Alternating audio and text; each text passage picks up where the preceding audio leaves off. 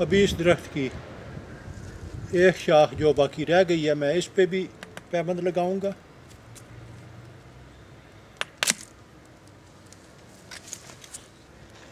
तो इस पैबंद के लिए मैं जेड ग्राफ्ट तरीके का इस्तेमाल करूंगा। तो जेड ग्राफ्ट के लिए जगह पे एक लंबा कट लगाएं। ये यकीन करें कि आपके कट की कैम्बियम तक रसाई हो। अभी जिस शाख का आपने पैबंद लगाना है उस पे भी एक लंबा कट लगाएं।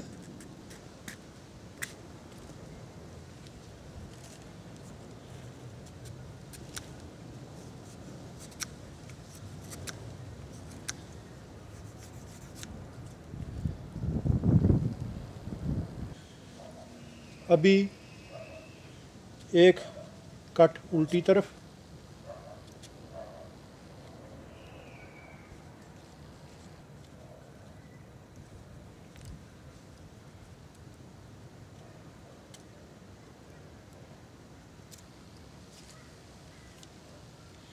उसी तरह आप इस सायान पे दो कट लगाएं। एक बैक कट, एक कट इस तरफ लगा लें।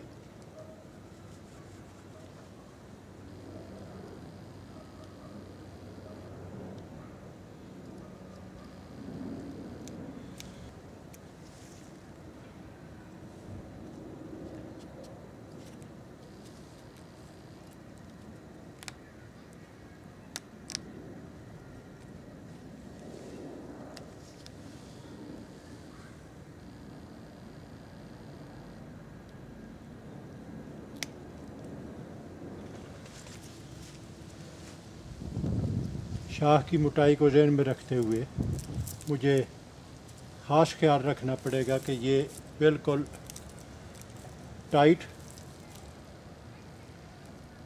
इसके लिए मैं ये रस्सी का इस्तेमाल कर रहा हूँ ताकि कोई गैप ना रह जाए और ये बिल्कुल मज़बूती के साथ एक दूसरे से पैवस्त हूँ।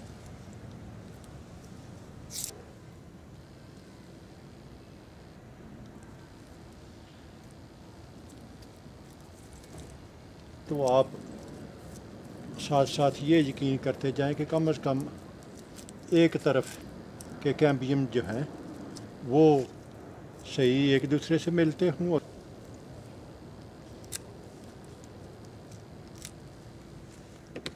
चूँकि शाख बहुत ज़्यादा लंबी है इसलिए मैं जो 1 2 3 बड के बाद मैंने 2 बड और इजाफी छोड़ दिए हैं और बकैया हिस्सा मैंने काट दिया है। ये क्लिंग फिल्म का लंबा रोल था जो कि तकरीबन 12-14 इंच लंबा था, तो इसको मैंने ये छोटे रोल उससे बना लिए हैं। ये खाना वगैरह डांपने के लिए ये इस्तेमाल होती है। और अभी मैं इससे इसको मज़ीद सील कर रहा हूँ।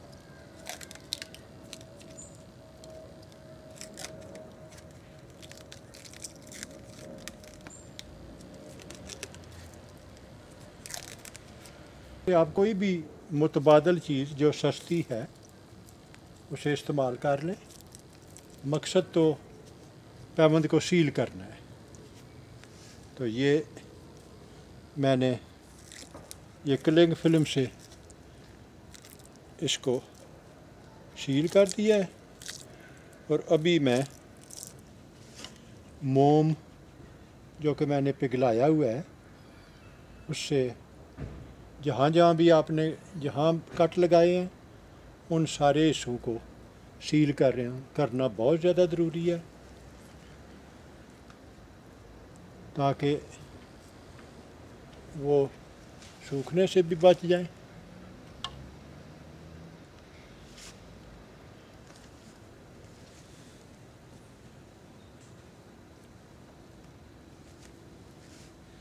इस तरह वो